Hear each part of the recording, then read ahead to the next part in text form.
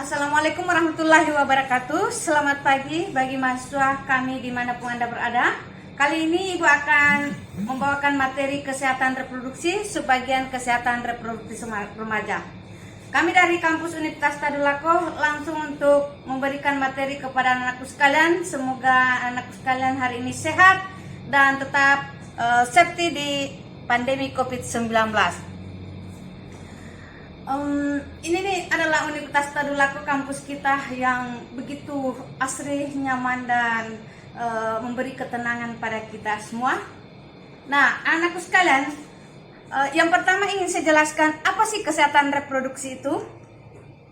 Kesehatan reproduksi menurut Konferensi Kependudukan dan Pembangunan ICPD tahun 94 di Kairo, Mesir, yaitu kondisi utuh, sehat sejahtera, fisik, mental, dan sosial, tidak hanya bebas penyakit atau kecacatan dalam sistem, fungsi, dan proses reproduksi.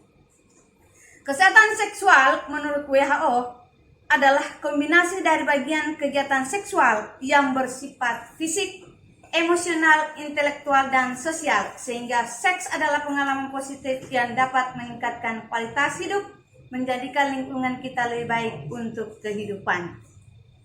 Baik, hak-hak seksual dan reproduksi anak penting ketahui adalah hak untuk hidup, hak atas kebebasan dan keamanan, hak atas kesejahteraan dan bebas dari segala bentuk diskriminasi, hak atas kerahasiaan pribadi, hak kebebasan berpikir, hak informasi dan pendidikan, hak untuk menikah atau tidak menikah serta membentuk dan merencanakan keluarga. Jadi kalian jangan dipaksa untuk mau menikah atau tidak menikah, itu adalah hak anakku sekalian. Kemudian hak untuk memutuskan kapan dan akan punya anak. Jadi kalau dulu orang tua kita berapa saja anaknya itu tidak dipaksakan, tapi sekarang Anda punya hak untuk memutuskan kapan Anda bisa hamil dan kapan punya anak yang tepat untuk Anda. Hak untuk memperoleh pelayanan dan perlindungan kesehatan, termasuk informasi, keterjangkauan, pilihan, keamanan, kerahasiaan, harga diri, kenyamanan, keseimbangan, pelayanan, dan hak mengeluarkan pendapat. Hak untuk mendapatkan manfaat dari kemajuan ilmu pengetahuan, serta hak atas kebebasan berkumpul, dan hak untuk bebas dari penganiayaan ataupun kekerasan, baik dari pasangan maupun dari orang lain. Ada apa sebenarnya dengan remaja sehingga menjadi bagian dari mata kuliah ini? Ya, bisa dilihat bahwa karakteristik remaja itu pada saat sekarang ini, Anda semua menjadi sekarang ini pada level remaja adalah mulai jatuh cinta, ya kan? Semangat tinggi, rasa ingin tahu, emosi tidak stabil, senang berkumpul dengan teman sebaya, dan egonya sangat tinggi. Ya. Dan di sisi lain, bahwa remaja itu punya dorongan seksual yang sangat tinggi dan daya tarik lawan atau sesama jenis. Nah, sehingga kalau remaja ini tidak diproteksi lebih awal, maka akan menimbulkan hal-hal yang tidak diinginkan baik pada orang tua maupun pada negara dan bangsa. Nah, ini adalah kenapa remaja berperilaku hidup tidak sehat. Ya, karena keluarganya mungkin kurang intim, kemudian media semakin permisif, sekolah semakin kompetitif, kemudian dari segi masyarakat semakin individualistik, dan teman sebaya semakin liberal. Artinya siapa kau, siapa saya. Nah, ini adalah salah satu perilaku seksual remaja yang sangat menyimpan dari perbuatan yang tidak diinginkan baik sebagai orang tua maupun kita sebagai guru atau dosen dan negara secara umum. Yang pertama ada yang disebut dengan istilah KNPI. KNPI ini bukan dari Komite Nasional Pemuda Indonesia, bukan, tapi singkatan dari kissing, necking, petting, dan intercourse. What's the meaning kissing? Ya, kalian sudah tahu kan apa yang disebut kissing? Ya, sebut berciuman, ya kan? Necking, petting, dan intercourse. Ini intercourse yang paling terakhir. Ketika Anda berciuman, mulai dari atas, kemudian necking ini cium leher dan ke bawah maka terakhir akan terjadi intercourse atau hubungan seksual yang tidak diinginkan atau di luar dari pernikahan yang sah. Nah, risiko reproduksi adalah keadaan di mana proses dan fungsi reproduksi terganggu akibat perilaku reproduksi yang tidak sehat atau berisiko tadi itu.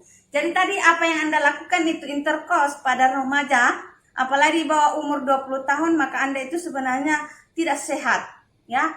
Maka yang lain adalah hubungan seks berganti-ganti pasangan, hubungan seks tanpa pengaman, ya, kemudian pengobatan infeksi menular seksual tidak tuntas, hubungan seks usia dini dan hubungan seks saat menstruasi itu sangat dilarang, dan tidak menggantung pembalut saat menstruasi. Itu akan menimbulkan suatu penyakit-penyakit di area daerah V.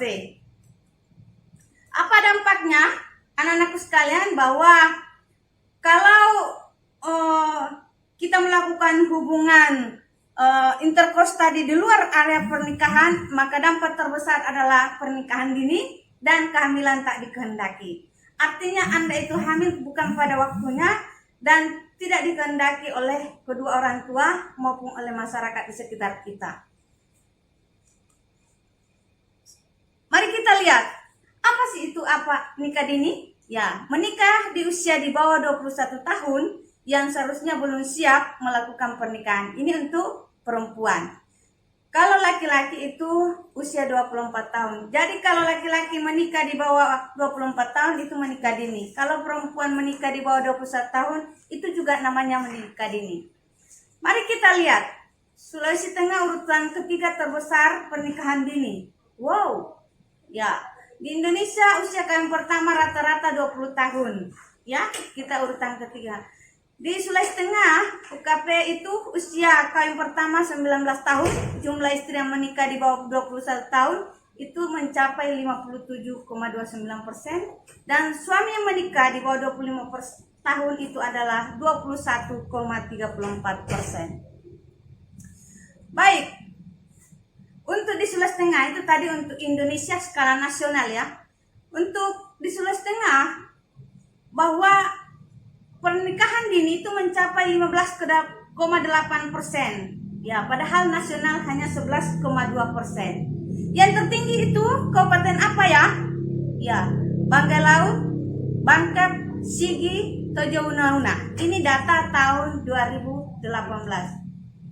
Baik, beberapa penelitian yang kami dapatkan ketika misalnya pendampingan ibu hamil di Kota Palu, didapatkan bahwa yang menikah dini itu adalah di bawah di atas 53%. Kemudian ini ketika saya penelitian di Maraola, dapatkan bahwa dari 1.400 pasangan terdapat 73,56% yang menikah dini. Kemudian kami juga telah melakukan penelitian di Desa Doda, itu menemukan bahwa sebanyak 21 remaja dalam satu desa ini yang menikah dini di Desa Doda tersebut tahun 2016, dan semuanya berdampak pada kesehatan reproduksinya. Nah, ini juga adalah saya meneliti tentang pernikahan dini dan dampaknya terhadap kesehatan reproduksi perempuan di Desa Sunju. Ya. Di sana kami dapatkan bahwa sebanyak 94 pasangan usia subur dan terdapat 52% menikah dini. Nikah dini berdampak pada peningkatan KVR, kemudian maternal mortality rate atau kematian ibu, kematian bayi, serta kesehatan reproduksi istri. Anakku sekalian dimanapun Anda berada, apa sih penyebabnya?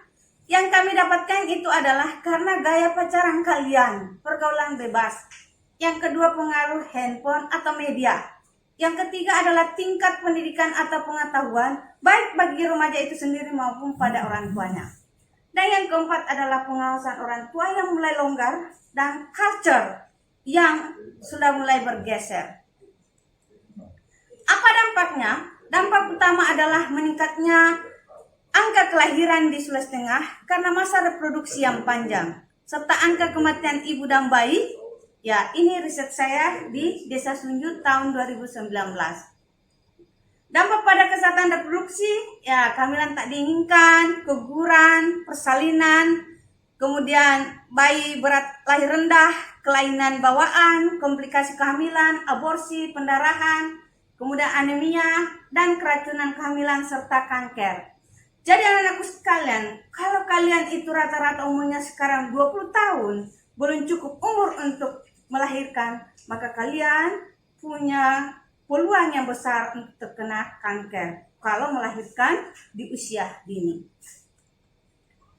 Nah, ini bisa kita lihat suatu ilustrasi bagaimana anakku sekalian yang putus sekolah, ya akan terjadi kemiskinan, semua jadi pemulung. Kemudian apa solusinya? Solusi yang pertama adalah kita harus generasi berencana. Anda punya rencana untuk masa depan. Di tanganmulah rencana-rencana atau mimpi itu harus Anda pegang. Bukan pada orang tua, bukan pada masyarakat, dan bukan pada orang lain. Tapi ada di tangan kalian.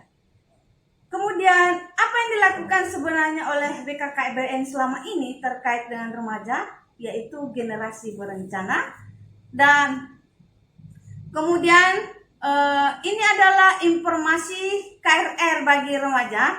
Jadi kesehatan reproduksi remaja itu kalian mendapatkannya itu sebanyak dari teman sebaya.